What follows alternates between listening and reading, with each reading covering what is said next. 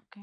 రవి బాగున్నారు, శని గారు బాగున్నారు, శుక్రుడు బాగున్నారు, కేతువు బాగున్నారు. ఈ హ్మ్. శుక్రకేతువులు ఇద్దరు లాభస్థానంలో ఉన్నారు కాబట్టి అసలు ఇంకా ఆలోచించాల్సిన పనేమి లేదు. ఓకే. వాళ్ళకి ఏ ప్రేమ వ్యవహారాల్లో ఎలాంటి మూతి ముడుపులున్నా, మొహం ముడుపులున్నా ఈ రాశి వారికి వచ్చే ధనం వచ్చేస్తూనే ఉంటుంది. ఓకే. అంటే కలహం కలహమే, ధనము ధనమే. ఓకే. తమ్ముడు తమ్ముడే పేకాట పేకటే హ్మ్. సామెత. అలాగా తమ్ముడంటే అభిమానమే.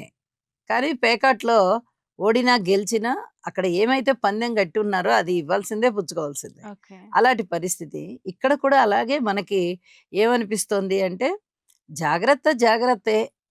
జాగ్రత్తలు తీసుకుంటూ ముందరికి వెళ్ళండి. అవును. అంతే.